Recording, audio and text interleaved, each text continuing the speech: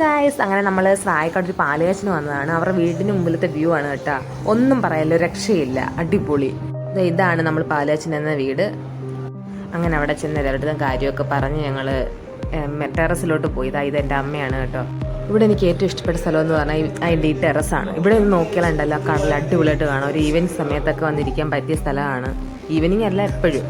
അങ്ങനെ പാലുകാച്ചി വീട്ടിൽ നിന്ന് ടാറ്റയൊക്കെ പറഞ്ഞ് ഇതാ ഗായ്സ് നമ്മൾ എത്തിയിരിക്കുന്നത് അഴീക്കൽ ബീച്ചിലാണ്.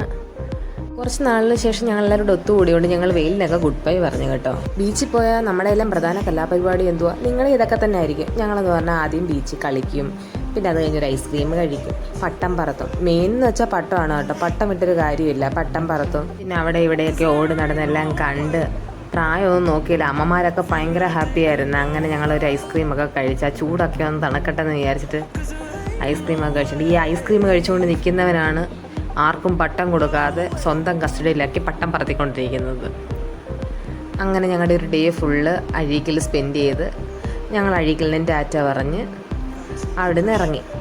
അങ്ങനെ എൻ്റെ ഈ കുഞ്ഞു വീഡിയോ ഇഷ്ടപ്പെട്ടെങ്കിൽ ലൈക്ക് ചെയ്യണേ, ഷെയർ ചെയ്യണേ, കമൻറ്റ് ചെയ്യണേ, സബ്സ്ക്രൈബ് ചെയ്യണേ.